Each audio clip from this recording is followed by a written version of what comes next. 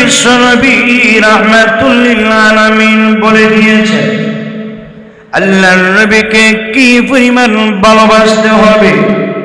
আল্লাহর নবী পরিষ্কার জানিয়ে দিয়েছেন, হে আমার উম্মতেরা শোনো, লা ইউমিনু আহাদুকুম হাত্তা আকুনা আহাব্বা ইলাইহি মিন ওয়ালিদিহি ওয়া ওয়ালাদিহি ওয়ান নাসি আজমাইন। হে আমার উম্মতেরা, তোমাদের কেউ ততক্ষণ পর্যন্ত কামিল মুমিন হতে পারবে না। আল্লাহ নবী বলেন, হাত্তা আকুনা আহাব্বা ইলাইহি, যতক্ষণ আমি নবী তার কাছে প্রিয় হব। কার থেকে? তার মা বাবা, সন্তান সন্ততি, সব কিছুর চাইতে আমি নবী যতক্ষণ পর্যন্ত তার কাছে প্রিয় না হব। আল্লাহর নবী বলেন, উম্মত রে, তুমি কামিল মুমিন হতে পারবে না।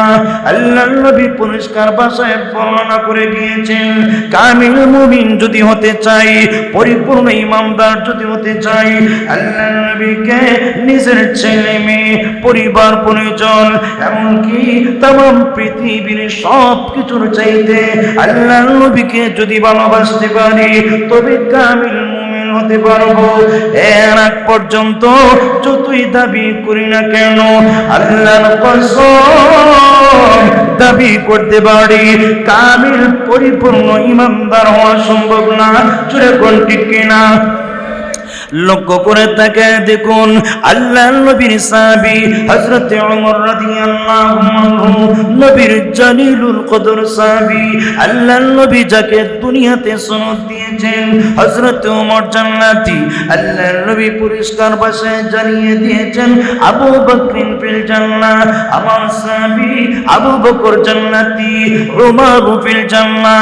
আল্লাহর নবী জানিয়ে দিয়েছেন, ওমর জান্নাতি, উসমান ফিল জান্নাহ, উসমান জান্নাতি, আলী ফিল জান্নাহ, আলী জান্নাতি, তালহা ফিল জান্নাহ, তালহা জান্নাতি, সুবাইর ফিল জান্নাহ, সুবাইর জান্নাতি, সাদ ফিল জান্নাহ, সাদ জান্নাতি, সাঈদ ফিল জান্নাহ, সাঈদ জান্নাতি, আবু উবাইদা ফিল জান্নাহ, আবু উবাইদা জান্নাতি।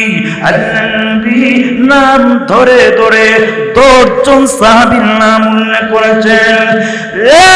দুনিয়ার মানুষরা শোনো, আল্লাহর নবী 2 নম্বর পর্যায়ে যে মানুষটার নাম উল্লেখ করেছেন, উনি হলেন ফারুক আদম ওমর রাদিয়াল্লাহু আনহু। জোরে বলেন সুবহানাল্লাহ। ওমর রাদিয়াল্লাহু আনহু মুসলমান হওয়ার পরে আল্লাহ ইসলামকে শক্তিশালী করে ফেললেন। ওমর কালিমা পড়ে আল্লাহর নবীকে ডাক দিয়ে বলেন, আল্লাহর নবী গো, ইয়া রাসূলুল্লাহ, ইয়া হাবিবাল্লাহ, নবীজি যে ধর্ম গ্রহণ করেছি, এই ধর্ম সঠিক না বেঠিক? ওমর কোনো সন্দেহ আছে? না গো নবীজি, কোনো সন্দেহ নাই। ওমর রে, যে ধর্ম তুমি গ্রহণ করেছো, এই ধর্ম যে সঠিক, কোনো সন্দেহ নাই, জানা পরিমাণ কোনো সন্দেহ নাই। ইয়া রাসূলুল্লাহ, ইয়া হাবিবাল্লাহ, ওগো নবীজি, এই ধর্মের জন্য যদি আমি জীবন দিয়ে দিই, আল্লাহর নবী গো, ইসলামের জন্য যদি আমি জীবন দিয়ে দেই, আল্লাহ আমাকে বিনিময়ে কি দান করবেন?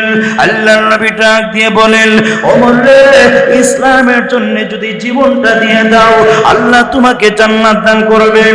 ইয়া রাসূলুল্লাহ, ইয়া হাবিবাল্লাহ, জানতে চাইবো আলাসনা আলাল হকি, ওগো নবীজি, আমরা কি হকের উপর নই? ওগো নবীজি, হকের উপর থেকে যদি জীবনটা দিয়ে দেই, আল্লাহ কি জান্নাত দান করবেন না? ওমর কোনো সন্দেহ নাই। ইয়া রাসূলুল্লাহ, আমাদের প্রতিপক্ষ যারা আছে, ওরা যদি বাতিল উপর জীবনটা দিয়ে দেয়, এরা কি জাহান্নামী না? আল্লাহর নবী বলেন, নিঃসন্দেহে জাহান্নামী। ওমর এবার ডাক দিয়ে বলেন, ইয়া রাসূলুল্লাহ, ইয়া হাবিবাল্লাহ, তাই যদি হয়, আর কেন গোপনে গোপনে ইসলাম প্রচার করব? আর গোপনে নয়, এবার চলুন খানায়ে কাবার সামনে গিয়ে খাত্তাব খাত্তাবের উপলা ওমর প্রকাশ্যে কালিমার দাওয়াত দিব। ওমর দেখে নিবে ওমরের মোকাবেলা কে করে।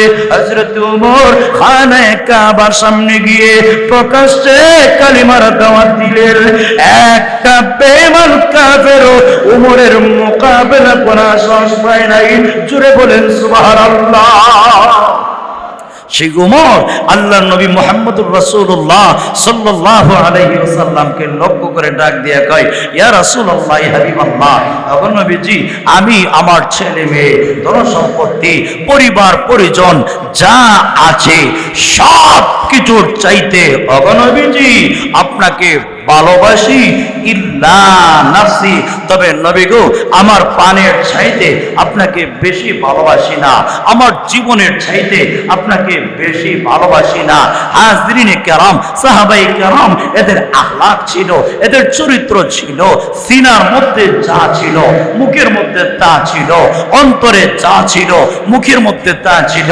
আল্লাহর নবী মুহাম্মদুর রাসূলুল্লাহ সাল্লাল্লাহু আলাইহি ওয়াসাল্লাম ডাক দিয়ে বলেন, লা ইয়া ওমর, ওমর তুমি যদি তোমার প্রাণের চাইতেও আমি নবীকে বেশি ভালো না বাইসা দেখো, ওমর তুমি কামিল ইমানদার হতে পারো নাই, পরিপূর্ণ ইমানদার হতে পারো নাই। ওমর পরিপূর্ণ ইমানদার যদি হতে চাও তোমার প্রাণের চাইতেও আমি নবীকে কোটি কোটি গুণ বেশি ভালোবাসতে হবে। জোরে আওয়াজ দিয়া বলেন সুবহানাল্লাহ। হাজরিনে কেরাম, হযরত ওমর এবার নিজের সাথে একটু বোঝা ভরা শুরু করে দিলেন। যে নবীর জন্য এত কুরবানি, যে নবীর জন্য এত কষ্ট, যে নবীর জন্য এত মুজাহাদা, আমি এখনো কামিল মুমিন হতে পারলাম না। কিছুক্ষণ চিন্তা করে কয়, ইয়া রাসূলুল্লাহ, এই মুহূর্তে আমি ওমর আমার প্রাণের চাইতেও আপনাকে বেশি ভালোবাসি। বায়ানামাত এমনি আল্লাহর নবী বিশ্ব নবী রাহমাতুল লিল আলামিন থেকে বলেন, ওমর রে, আল-আন ইয়া ওমর, রে ওমর, এই মুহূর্তে তুমি কামিল ইমানদার হইলে, এই মুহূর্তে তুমি পরিপূর্ণ ইমানদার হইলে। হাজরিনে কেরাম, আল্লাহর নবী বিশ্ব নবী রাহমাতুল লিল আলামিন মাফ করে দিয়েছেন নিজের ছেলে, নিজের মেয়ে, পরিবার পরিজন, এমনকি জানের চাইতেও আল্লাহর নবীকে যতক্ষণ পর্যন্ত ভালোবাসা না হবে এর আগ পর্যন্ত কামিল ইমানদার হওয়া সম্ভব। আরো জোরে কান। হযরতে আবু বকর সিদ্দিক রাদিয়াল্লাহু আনহু দ্বীনের জন্য, ইসলামের জন্য সাদাত দিতে দিতে একেবারে ফকির হয়ে গিয়েছিলেন। সুবহানাল্লাহ বলতেন না? লক্ষ্য করে তাকায় দেখুন, দ্বীনের জন্য সাদাত দিতে দিতে একেবারে সব শেষ, সব একেবারে শেষ। গায়ে কাপড় পরিধান করবে এই পরিমাণ তৌফিক পর্যন্ত ওনার নাই। 40,000 দিনারের মালিক ছিলেন ওই যুগে। সুবহানাল্লাহ বলতেন। কত হাজার দিনারের মালিক ছিলেন? 40,000 দিনারের মালিক ছিলেন। দ্বীনের জন্য, ইসলামের জন্য দান করতে করতে সব শেষ। সুবহানাল্লাহ বলেন। শেষ পর্যায়ে আল্লাহ নবীর সাহাবী আবু বকর সিদ্দিক রাদিয়াল্লাহু আনহু গায়ে কাপড় পরিধান করবে এরকম তৌফিক পর্যন্ত ওনার নাই। সূরাতুল নাইলের ব্যাখ্যায় আল্লামা ইদ্রিস কান্দলাবি রাহমাতুল্লাহি আলাইহি উল্লেখ করেছেন, আল্লাহ নবীর সাহাবী আবু বকর সিদ্দিক রাদিয়াল্লাহু আনহু একদিন বস্তা গাছের কাটা দিয়ে সেলাই করে আল্লাহ নবীর দরবারে হাজির হয়ে গিয়েছেন। কাপড় দেওয়ার তৌফিক নাই, কাপড় পরিধান করার তৌফিক পর্যন্ত নাই। এই দৃশ্য দেখে আল্লাহ রাব্বুল আলামিন মনের মধ্যে বড় কষ্ট পাইলেন। আল্লাহ জিবরাইলকে ডেকে বলেন, হে জিবরাইল, তাকে দেখো আমার নবীর আশিক, আমার নবীর বন্ধু আবু বকর সিদ্দিক সিদ্দিক মক্কা নগরীতে একজন ধনী মানুষ ছিলেন। আমার নবীর জন্য দিনের জন্য সাদা দিতে দিতে আজকে আবু বকর সিদ্দিক গায়ে কাপড় দেওয়ার তৌফিক পর্যন্ত নাই। জোরে আওয়াজ দিয়ে বলুন সুবহানাল্লাহ। আল্লাহ এবার জিবরাইলকে ডাক দিয়ে বলেন, জিবরাইল আমার নবীরে গিয়া কইও আমি আল্লাহ সিদ্দিক আকবরের উপর খুশি, আমি আল্লাহ আবু বকর সিদ্দিকের উপর খুশি। রে জিবরাইল আমার নবীরে গিয়া জানা দাও আমি আল্লাহ আবু বকর সিদ্দিকের উপর খুশি। আর আমার নবীর কইও আমি আল্লাহ আবু বকর সিদ্দিকরে সালাম জানাইছি। জুড়ে বলেন সুবহানাল্লাহ। আমার নবীর কইল আমি আল্লাহ আবু বকর সিদ্দিক রে স্বয়ং সালাম জানাইছি। আর আমার নবীর কইল আবু বকর সিদ্দিক রে যেন জিজ্ঞাসা করে ইসলামের জন্য দ্বীনের জন্য দান করতে করতে আজকে আবু বকর গায়ে কাপড় দেওয়ার তৌফিক নাই। এই অবস্থায় আবু বকর সিদ্দিক আমি আল্লাহর উপর রাজি আর খুশি আছি। এই কথাটা আমার নবী যেন আবু বকর সিদ্দিককে জিজ্ঞাসা করে, জিবরাইল রে যা আমার নবীরে গিয়া এই কথাটা বলো। জিবরাইল আলাইহিস সালাম আল্লাহর নবীর দরবারে হাজির হয়ে গিয়েছে। ইয়া রাসূলুল্লাহ ইয়া হাবিবাল্লাহ, ও নবীজি আবু বকর সিদ্দিকের দৃশ্য দেখা আল্লাহ মনের মধ্যে ভীষণ কষ্ট পেয়েছেন। ও নবীজি আল্লাহ জানতে চাই আবু বকর সিদ্দিক দ্বীনের জন্য দান করতে করতে খয়রাত করতে করতে একদম নিঃস্ব হয়ে গিয়েছে। ও নবীজি আল্লাহ স্বয়ং সিদ্দিক আকবরকে সালাম জানাইছে। আর আল্লাহ জানতে চাই আবু বকর সিদ্দিক কি অবস্থায় আল্লাহ রব্বুল আলামিনের উপর রাজি আর খুশি আছে। জোরে আওয়াজ দিয়ে বলেন সুবহানাল্লাহ। হাজিরিনে কেরাম আল্লাহর নবীর কাছে যে মাত্র জিবরাইল আগমন করেছে, আল্লাহর নবী বিশ্ব নবী রাহমাতুল লিল আলামিন আবু বকর সিদ্দিকের কাছে এনে ডাক দিয়ে বলেন, রে আবু বকর আয়, রে আবু বকর আয়, আল্লাহ তোর উপর কেমন খুশি রে আবু বকর। আল্লাহ খুশি হইয়া মহান আল্লাহ তোমাকে সালাম জানাইছে। জুড়ে বলেন সুবহানাল্লাহ। আবু বকর আল্লাহ খুশি হইয়া তোমার সালাম জানাইছে। আর আল্লাহ জানতে চায় দ্বীনের জন্য দান করতে করতে খয়রাত করতে করতে তুমি অসহায় হয়ে গিয়েছ, নিঃস্ব হয়ে গিয়েছ। আবু বকর আল্লাহ জানতে চায় এই অবস্থায় মহান আল্লাহর উপর তুমি রাজি আর খুশি আছো নি। যে মাত্র আল্লাহর নবী আবু বকর সিদ্দিক রাদিয়াল্লাহু আনহুকে এমন প্রশ্ন করেছে, আবু বকর সিদ্দিক তখন ডাক দিয়ে কয়, অজদের অবস্থা শুরু হয়ে গিয়েছে, লাফ দিয়ে উঠেছে আর ডাক দিয়ে বলে আনা আর রাব্বি রাদিন, আনা আর রাব্বি রাদিন। আল্লাহর নবী গো আমি আমার আল্লাহর উপর একবার না গো হাজার বার আমি আমার আল্লাহর উপর রাজি আর খুশি আছি। ইয়া রাসূলুল্লাহ ইয়া হাবিবাল্লাহ, আমি আবু বকর আমার জীবনে আর কোনো কিছু চাওয়া পাওয়া নাই। আমার আল্লাহ যে আমি কোরআনের নামটা ধরে আমার আল্লাহ যে সালাম দিয়েছে এজন্য আমি খুশি। আমার জীবনে আর কোনো কিছু চাওয়া পাওয়া নাই। জোরে বলেন সুবহানাল্লাহ। আমার পানে ভাইয়ারা, এজন্য জান্নাতের 8টা দরজা দিয়া ডাক আসবে, হালুম্মা ইলাইয়া ইয়া আবা বকরিন, হালুম্মা ইলাইয়া ইয়া আবা বকরিন। ও আবু বকর আমার দিক দিয়া প্রবেশ করো, আমার দিক দিয়া প্রবেশ করো। একটা দুইটা দরওয়াজা নয়, জান্নাতের 8টা দরওয়াজা আবু বকর সিদ্দিক রাদিয়াল্লাহু আনহুকে আহ্বান করবে আর ডাক দিবে আর ফরিয়াদ করবে ওনার দিক দিয়া প্রবেশ করার জন্য। জোরে আওয়াজ দিয়া বলেন সুবহানাল্লাহ। হাজিরিনে কেরাম, এজন্যে নবীর ভালোবাসা, নবীর মহব্বত যদি অন্তরে ধারণ করতে পারি, তাহলে আল্লাহ পাক সিদ্দিকে আকবরের মতো আমাদেরকে সম্মানী বানিয়ে দিবেন। এবার প্রশ্ন হইল, নবী তো আমাদের সামনে নাই, নবী তো দুনিয়া থেকে চলে গেছেন। আল্লাহর হাবিব যদি দুনিয়াতে থাকতেন, নবীর কাছে যাইতাম, নবীকে হাদিয়া দিতাম, নবীকে উপহার দিতাম, নবীর মাথায় তেল মালিশ করে দিতাম, নবীর পায়ের তেল মালিশ করে দিতাম। নবীজি তো দুনিয়া থেকে চলে গেছেন, নবী তো দুনিয়াতে নাই, নবীর খেদমত করি কেমনে, নবীকে পাই কেমনে, নবীর ভালোবাসা পাই কেমনে? মনের ভিতরে এমন প্রশ্ন জাগে কি জাগে না? আরো জোরে গান।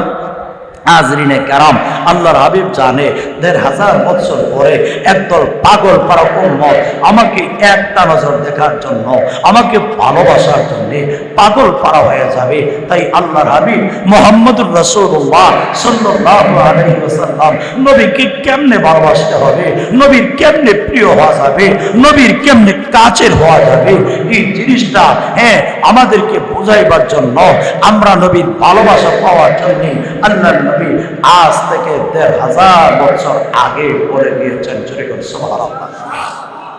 আল্লাহ রাসূল সাল্লাল্লাহু আলাইহি ওয়াসাল্লাম একখানা হাদিসে, তিরমিজি শরীফের হাদিস, নবীজি বর্ণনা করেছেন। জোরে বলেন সুবহানাল্লাহ। قال رسول الله صلى الله عليه وسلم من أحب سنتي فقد أحبني ومن أحبني كان معي في الجنة। জোরে বলেন সুবহানাল্লাহ। রে সাবিরা, ভালো করে শুনে রাখো, আল্লাহ নবী জানিয়ে দিয়েছেন আজ থেকে ১৫০০ বছর আগে আল্লাহ নবী পরিষ্কার ভাষায় আমাদের জানিয়ে দিয়েছেন, মান আহাব্বা সুন্নতি ফাকাদ আহাব্বানি। আল্লাহ নবী, বিশ্ব নবী রাহমাতুল লিল আলামিন বলেন, হে আমার উম্মতেরা, ভালো করে শুনে রাখো, মান আহাব্বা সুন্নতি, আমার যে সুন্নত, যে উম্মত আমি নবীর সুন্নতকে ভালোবাসলো, আল্লাহর নবী বলেন ফাকাদ আহাব্বানি, আমার ওই উম্মত নিশ্চয়ই আমি নবীকে ভালোবাসলো। জোরে বলুন সুবহানাল্লাহ।